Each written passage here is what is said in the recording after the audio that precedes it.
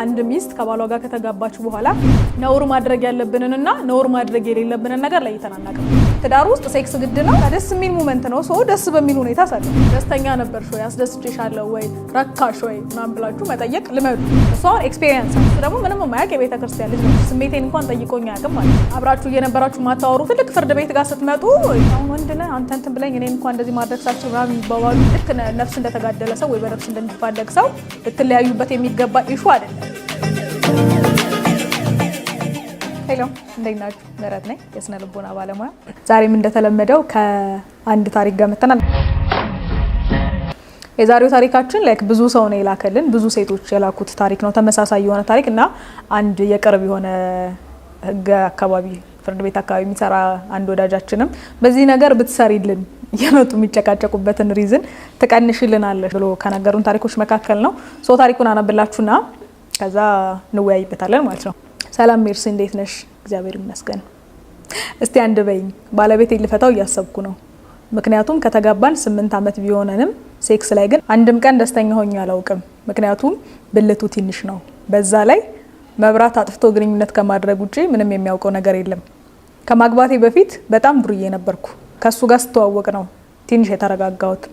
ስንጋባም እሱ የቤተ ክርስቲያን ልጅ ስለነበር እሱ በተክሊል እኔ በቁርባን ነበር። መጀመሪያ ሰሞን እስኪ ለምንድን ነው ብዬ አስብ ነበር። ከዛ ግን ባየው ምንም ለውጥ የለውም። ለወራው ስጀምር አያስጨርሰኝም። ስሜቴን እንኳን ጠይቆኝ አያውቅም። ልጆች ከወለድን በኋላ ጭራሽ እኔም ተስፋ ቆረጥኩ።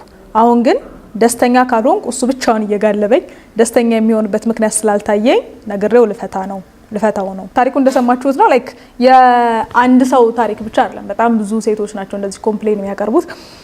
እኔም ደግሞ አፓረንት ምን ወጣ የነበረ ሰዓት ላይ ፍርድ ቤት ነበር ላይክ ቻይልድ ከስተዲ ምናምን መስራት ስለነበረብን እዛ ቦታ ላይ እዛ ኤሪያ ላይ ነበር የምንሰራውና ለዲቮርስ የሚመጡ ሰዎችን እናይ ነበር። ማለት ክርክር ላይ ኮርት ውስጥ ምናምን ነገር ይመጡ ነበርና የሚነጋገሩበት ወይ ትንሽ ያስፈራል ነገር ኢቭን 20 ዓመት 30 ዓመት ምናምን ተጋብተው ኖረው መጨረሻ ላይ ፍቺ ላይ ሲመጡ ይሄ እንዴት ነው አንተ አሁን ወንድ ነህ አንተ እንትን ብለኝ እኔን እንኳን እንደዚህ ማድረግ ሳልችል ምናምን የሚባባሉ ንግግሮች ይመጣሉ እና የብዙ ሰው ታሪክ ነው።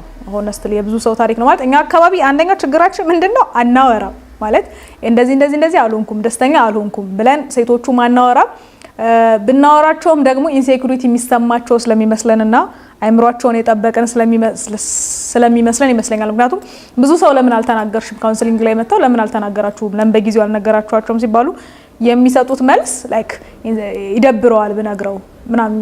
ኦፍ ኮርስ ደግሞ የኛ ወንዶች ብዙዎቻችሁ ይደብራችኋል እና እኔ እንደ መፍትሄ ማቀርበው ነገር ምንድነው መሰላችሁ ሳይኮሎጂካል ዴፊኒሽን ምናምን ብዬ ምንም ማወሳስብባችሁ ነገር የለም። ግን በካውንስሊንግ ደረጃ ላይክ ሜሪጅ ካውንስለር ጋር ሄዳችሁ ሊመክሯችሁ ከሚችሉት ነገሮች መካከል አንደኛው ባዮሎጂካል የሆነ መፍትሄ ካለው አላውቅም ላይክ ሊያድግ የሚችልበት መንገድ ካለ ከሰርጀሪ ውጪ አላውቅም። ሆነስሊ የለም እንደኛ ሀገርም ደግሞ የለም።